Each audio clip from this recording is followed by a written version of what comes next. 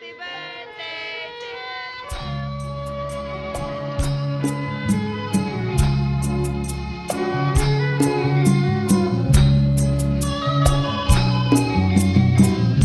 បានឃើញបានយល់ចង់ស្គាល់ទាំងត្រា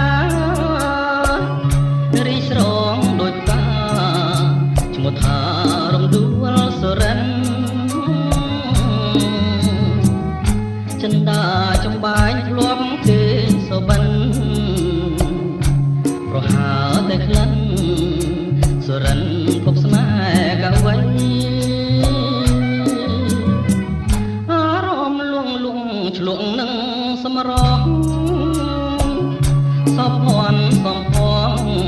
តស្រងគួរឲ្យបែតទៅដោយផ្កាក្រពុំកំពុងពេញវ័យនៅក្នុងលោកីរកស្រីមកផ្ទឹមពុំបានការមានស្រទាប់ដោះជាប់នឹងមេឃរំដួលចម្លែកក៏ផ្លែក្រអូបរកគ្មានណា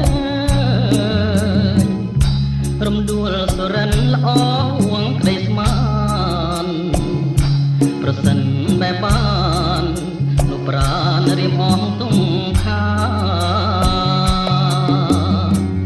រៀមកេងមកមើលបង្ហើចិនស្មោះ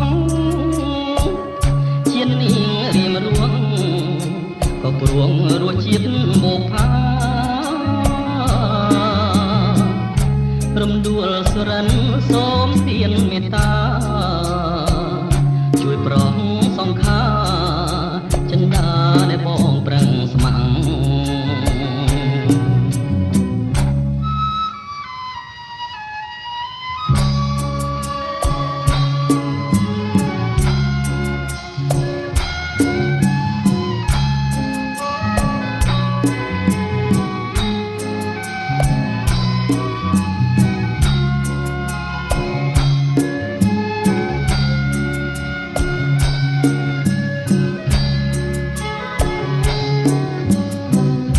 ការមានស្រទាប់ដោះជាប់នឹងមេឃរំដួលចម្លែកក៏ផ្លែក្រអូបរកគ្មានណារំដួលសុរិនល្អហួងក្តីស្មានប្រសិនបែបបានលោកប្រានរៀមអងទុំខា